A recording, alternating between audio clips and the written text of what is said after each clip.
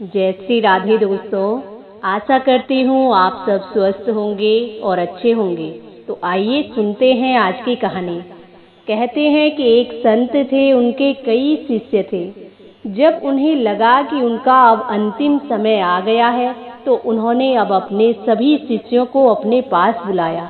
और जब सभी शिष्य उनके पास आ गए तो उन्होंने अब कहा कि जरा मेरे मुंह के अंदर ध्यान से देखो और बताओ कि कितने दांत शेष रह गए हैं।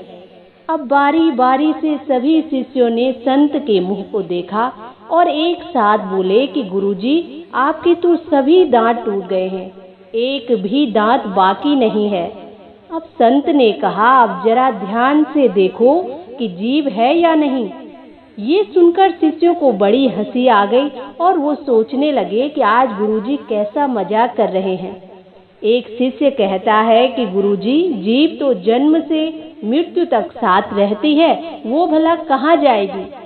अब इस बात पर संत हंसकर बोले, ये तो अजीब और गरीब बात है कि जीभ जन्म से लेकर मृत्यु तक साथ रहती है और दांत जो बाद में आते हैं वो पहले ही साथ छोड़ देते हैं, जबकि बाद में आने वालों को बाद में ही जाना चाहिए। अब संत ने कहा कि तुम लोगों में से कोई ये बात बता सकता है कि ऐसा क्यों होता होगा कि दांत बाद में आते हैं और पहले चले जाते हैं।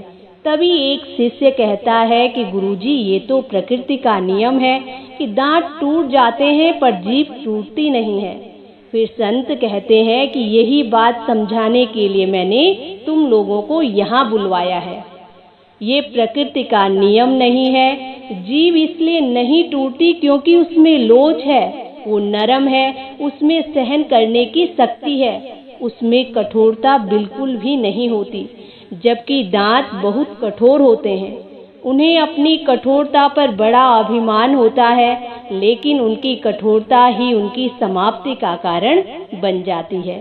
जीभ और दांत की कोई तुलना नहीं हो सकती, लेकिन तुम्हें अगर समाज में रहना है, समाज के कठोर नियमों का सामना करना है, तो तुम्हें भी जीभ की तरह ही जीना होगा, दांतों की तरह नहीं।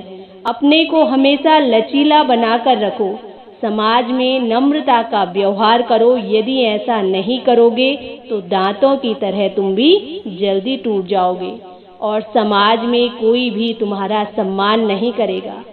समाज में रहना है तो लचीला बनकर रहो। दोस्तों, ये थी आज की एक छोटी सी कहानी। आशा करती हूँ आप सबको भी पसंद आएगी। इसी के साथ जय श्री राधे।